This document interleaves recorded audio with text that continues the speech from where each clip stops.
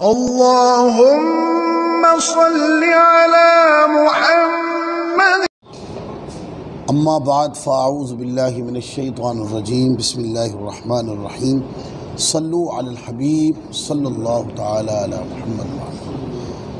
दर्स से पहले एक गुजारिश करूँ आपको, आप में से वो दोस्त जिनकी यूट्यूब तक रसाई है, वो सोशल मीडिया इस्तेमाल करते हैं या रसाई है उनकी, तो यूट्यूब के ऊपर मेरा चैनल है अल्लामा शौकत कादरी के नाम से। मैंने रमज़ान मुबारक में हर पारे, जैसे पारा नंबर 1 है, इसका हर रुकू के ऊपर एक एक मैंने लेक्चर रिकॉर्ड करवाया है। मतलब रुकू नंबर 1 है और रुकू नंबर पारा नंबर 1 रुकू नंबर 1 के अंदर कितने मज़मून हैं और वो कौन कौन से हैं, और फिर जो मज़मून है उनके ऊपर गुफ्तगू आ गई है। तो वो बड़ी यानी कि आप कुरान मजीद खोल के बैठेंगे ना, तो बस आपने उंगली रखनी है और उंगली रख के आपने स्क्रीन के ऊपर वो आता रहता है और लिखा भी आ जाता है कि ये जो पहला मज़मून है इस रुकू में वो ये है, दूसरा ये, तीसरा ये, चौथा ये।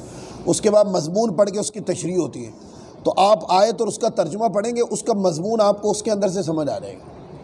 और दूसरा काम ये है कि जब वो पारा अल्हम्दुलिल्लाह कल रात पारा नंबर 1 के 17वां लेक्चर रिकॉर्ड हो गया था और 17 लेक्चर के अंदर वो पारा नंबर 1 मुकम्मल हो गए थे, उसके 16 को।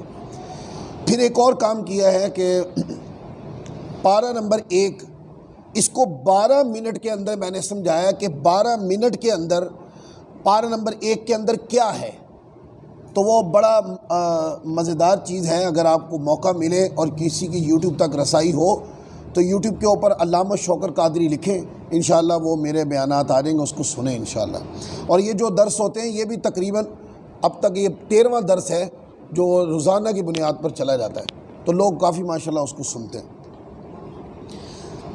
बाब का उन्वान है उस शख्स के बयान में जिसने अपनी नमाज और दुआ में हर वक्त नबी अलैहिस्सलाम पर दरूद भेजा। ये बाब है, जिस इमाम ने किताब लिखी है उसने बाब बांधा। नीचे हदीस लाए, हज़रत तुफ़ैल बिन उबई बिन काब रदियल्लाहु ताला अन्हुमा से रिवायत है कि वो अपने वालिद से रिवायत करते हैं, यानी हज़रत उबई बिन काब के बेटे अपने वालिद से रिवायत कर रहे हैं। क्या फरमाते हैं कि रिवायत करते फरमाया कि एक आदमी ने नबी पाक सल्लल्लाहु अलैहि वसल्लम से अर्ज़ किया, क्या आप इस बात की इजाज़त अता फरमाते हैं कि मैं अपनी हर दुआ की जगह आप पर दुरूद और सलाम पढ़ूँ? हुज़ूर आप मुझे इजाज़त अता फरमा दें, मैं दुआ मांगता हूँ तो मैं हर दुआ की जगह आपकी ज़ात पे दुरूद पाक पढ़ लूँ। अल्लाह तो दिलों के हाल जानता है ना, तो दिल में जो रख के मैं आपकी ज़ात पे दरूद पढ़ रहा हूँ। तो आप सल्लल्लाहु अलैहि वसल्लम ने इरशाद फरमाया, तब अल्लाह ताला तुम्हारी दुनिया और आखिरत की तमाम मुश्किलात को आसानियों में बदल देगा। अब इससे दो चीज़ें समझ में आई। देखिए, अगर बंदे के दिल में कोई दुआ है तो अल्लाह तबारक व तआला तो आलिमुल गैब व शहादा, अल्लाह तो दिलों के राज, इन्नल्लाह आलिमुम बिज़ातिस सुदूर, अल्लाह तो दिलों के राज भी जानता है। एक बंदे के दिल में कोई दुआ थी तो, और वो दुआ जायज़ भी हो, ये भी एक मसला है कि कुछ लोग दुआ मांगते हैं, वो नाजायज़ दुआ के ऊपर तकादा मकबूलियत का करते रहते हैं। भाई नाजायज़ दुआ तो खुद गलत है, जायज़ दुआ है और वो किसी दुनियावी लालच पर मबनी नहीं है, इखलास के साथ मांगी जा रही कोई जायज़ दुआ, तो बंदे ने दिल में रखी। अब वो दिल में रख के तस्बीह पढ़ रहा है, दुरूद पाक पढ़ रहा है, और उसकी तमन्ना ये है, मालिक करीम इस दुरूद पाक के सदके मौला मेरी ये दुआ जो मेरे दिल में है इसको कबूल फरमा। फरमाया कि जो इस तरह करे उसकी मुश्किलात हल हो जाएंगी। और इसका दूसरा माना भी है कि जब भी दुआ करें तो हुज़ूर अलैहिस्सलाम की ज़ात पे दरूद पढ़ के दुआ शुरू करें। अगर ऐसा करेंगे, यानी जब भी दुआ मांगेंगे दरूद पढ़ेंगे, जब भी दुआ मांगेंगे दरूद पढ़ेंगे, तो अल्लाह ताला मुश्किलात को आसानियों में बदल देगा। अब देखें ना, मुश्किलात को आसानियों में कौन बदलता है? अल्लाह रब्बुल इज़्ज़त। लेकिन अल्लाह रब्बुल इज़्ज़त उस बंदे से खुश होता है जो उसके हबीब की ज़ात पे दरूद पढ़ के उससे मांगता है, क्योंकि दरूद पढ़ना अल्लाह को पसंद है, क्योंकि अल्लाह ताला खुद भी पढ़ता है अपने हबीब पे दरूद, फरिश्तों से भी पढ़वाता है। तो जो दरूद पढ़ के अल्लाह से मांगे तो अल्लाह खुश होकर उसको अता फरमाता है। यही रिवायत दूसरे तरीके से भी है जिसको हज़रत अबू हुरैरा ने रिवायत किया। फरमाया कि एक आदमी नबी करीम सल्लल्लाहु अलैहि वसल्लम की बारगाह अक़दस में हाजिर हुआ। उसने अर्ज़ की, या रसूलल्लाह सल्लल्लाहु अलैहि वसल्लम, मैं आप पर दुरूद व सलाम को अपनी हर दुआ का हिस्सा बनाना चाहता हूँ।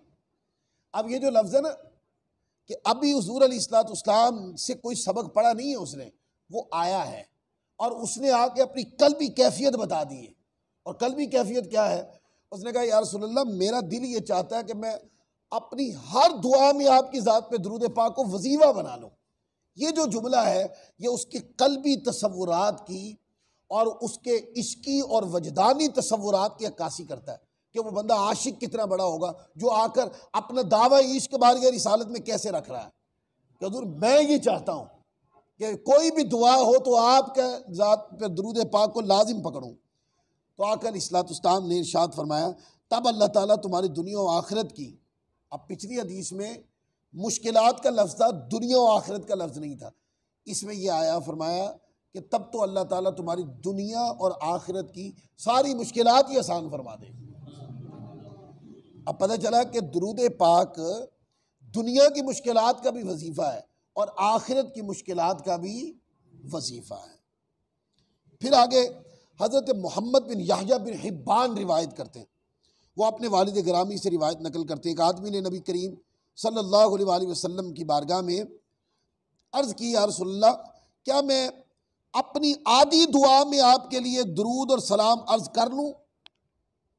यानी आधी दुआ मांग लूँ, आधा दुरूद ही पढ़ लूँ, आधा आधा कर लूँ, आधी दुआ मांगो और आधा अल्लाह की बारगाह में यूँ कहो, अल्लाहुम्मा सल्ली अला मुहम्मद व आली मुहम्मद, ऐ मालिक करीम मौला अपनी शान करीमा से अपने हबीब की ज़ात पे दरूद पढ़, दरूद नाजिल फरमा, रहमत नाजिल फरमा। तो कहा आधी दुआ मांग लूँ, आधी आपकी ज़ात पर दरूद पढ़ लूँ। फरमाया, हाँ तुम चाहो तो कर लो। उसने अर्ज़ की कि अगर मैं 2/3 हिस्सा कर लूँ, यानी कि 1/3 दुआ और 2/3 दरूद पढ़ दूं बीच में, फरमाया फिर भी दुरुस्त है। उसने अर्ज़ की कि मैं अपनी सारी दुआ में आपके लिए दुरूद और सलाम ही कर लूँ तो आका अलैहिस्सलाम ने इरशाद फरमाया, तब अल्लाह ताला तुम्हारी दुनिया और आखिरत की तमाम अहम कामों को किफ़ायत फरमाएगा। अब ये तरतीब देखें ना, हुजूर अगर मैं आधी दुआ और आधा दरूद पढ़ लूँ, फरमाया अच्छा है पढ़ लिया करो। कहा अगर 2/3 दरूद पढ़ लूँ और 1/3 दुआ मांगो, फरमाया ये भी अच्छा पढ़ लिया करो। और फिर उसने ये कहा, हुजूर अगर मैं दरूद ही पढ़ लूँ सारा तो फिर, तो आका अलैहिस्सलाम ने फिर उसकी बरकतें आगे फरमा दी कि ये तुम्हारी दुनिया और आखिरत के तमाम अहम कामों को किफ़ायत करेगा दरूद पढ़ना। फिर आगे देखें, आगे बाब है, ये रिवायत हमने पढ़ी है लेकिन मैं दोहरा रहा हूँ। हज़रत सैयदना अबू दरदा, ये नाम लोग गलत पढ़ते हैं, अबू दरदा पढ़ते हैं। क्या पढ़ते हैं? अबू दरदा, गलत है ये नाम। ये नाम है हज़रत अबू दरदा, इस तरीके से पढ़ते हैं। हज़रत अबू दरदा रज़ियल्लाहु ताला अन्हु से मरवी है कि नबी पाक सल्लल्लाहु अलैहि वसल्लम ने इरशाद फरमाया, जो शख्स मुझ पर सुबह शाम 10-10 मरतबा दरूद भेजेगा, क़यामत के दिन आका अलैहिस्सलाम ने फरमाया मैं उसकी शफाअत करूँगा। और ये रिवायत हज़रत अबुल काहिल रिवायत करते हैं कि हुज़ूर नबी पाक सल्लल्लाहु अलैहि वसल्लम ने इरशाद फरमाया, ए अबू काहिल, अच्छी तरह जान लो, जो शख्स भी 3 दफ़ा दिन को 3 दफ़ा रात को मुझ पर शौक़ और मोहब्बत के साथ दरूद भेजता हो, तंग होकर नहीं। और मैं अक्सर कहा हूँ कि दरूद एक ऐसा वजीफ़ा है, ये तंग होकर ही पढ़ा जाता है, ये तंग होकर पढ़ने वाला वजीफ़ा नहीं है। दरूद एक ऐसा वजीफ़ा है, ये पढ़ा ही इश्क से जाता है। जब तक इश्क और मोहब्बत ना हो, खुदा की कसम, लबों से दरूद निकलता नहीं। और जिसके निकलता है तो वो कोई आम बंदा नहीं होता, ये इश्क पढ़वाता है, विजदान पढ़वाता है बंदे को। तो कहा कि रात को 3 दफ़ा दिन को और 3 दफ़ा रात को शौक़ और मोहब्बत के साथ दरूद भेजता है तो अल्लाह ताला उस बंदे के उस रात और दिन के गुनाहों को बख्शता है, अपने उसकी बख्शिश अल्लाह ताला अपने ऊपर वाजिब फरमा लेता है। अब देखें ना, अल्लाह ताला पर तो कोई बंदा कोई चीज़ वाजिब नहीं कर सकता, वो तो मालिकुल मुल्क है। नहीं, उसने अपनी रहमत से खुद ही अपने ऊपर वाजिब कर लिया कि इस बंदे को बख्शना है। ये उसका करम नहीं है। अल्लाह ताला अपनी मर्जी का मालिक है, वो बेनियाज है, वो मालिकुल मुल्क है, उसके ऊपर किसी वक्त की मर्जी नहीं चलती। लेकिन जब कोई बंदा दुरूद पढ़ता है 3 बार सुबह 3 बार शाम को, तो अल्लाह ताला ने अपनी रहमत पे खुद वाजिब कर दिया है कि इस बंदे को बख्शना है। इसलिए कोई बहुत ज़्यादा दुरूद ना पढ़ सके, बहुत ज़्यादा ना पढ़ सके, वैसे बहुत ज़्यादा पढ़ना चाहिए, जितना हो सके पढ़े।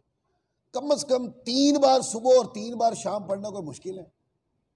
तो 3 बार सुबह 3 बार शाम पढ़ने की भी फजीलत, 10 बार सुबह 10 बार शाम को पढ़ने की भी फजीलत, 50 बार पढ़े तो उसकी भी फजीलत, कोई 100 बार पढ़े तो उसकी भी फजीलत है। आगे हदीस आनी है कि जो 1000 बार दुरूद पाक पढ़ेगा वो मरेगा नहीं जब तक जन्नत में अपना घर ना देख ले। ये भी दुरूद पाक की फजीलत। तो जितनी हो सके, मतलब नमाजों में डिवाइड कर सकते हैं आप इस तरह कि भाई फजर की नमाज में 100 बार पढ़ूंगा, और 100 बार पढ़ते कितनी देर लगती है? बमुश्किल 12 मिनट भी नहीं लगते। जो लोग आदतन पढ़ते हैं माशाल्लाह ज़बान रवा हो जाती है, 12 मिनट नहीं लगते एक तस्बीह पढ़ते हो। एक ज़ोहर में पढ़ूंगा तस्बीह, एक असर में, एक मगरिब में, एक इशा में। या इस तरह नहीं कर सकते तो इस तरह कर लें कि एक तस्बीह सुबह फजर की नमाज के बाद, एक सोने से पहले पढ़ूंगा। इस तरीके से अपना कोई यानी कि टाइम पीरियड बना लें और दुरूद पाक की कसरत को शुरू करें। इंशाल्लाह जब इसके फ़यज़ व बरक़ात आप पर ज़ाहिर होंगे, तो जैसे जैसे फ़यज़ व बरक़ात ज़ाहिर होते चले जाएंगे, आप कहेंगे कि और मज़ीद बढ़ाता हूँ, मज़ीद बढ़ाता हूँ। तो दुरूद पाक एक ऐसा वजीफ़ा है कि जब बंदा करना शुरू कर देता है, इसकी बरकतें ज़ाहिर होना शुरू हो जाती है। अल्लाह ताला हम सबको अमल की तौफ़ीक़ अता फ़रमाए। वमा अलैना इल्लल बलागुल मुबीन।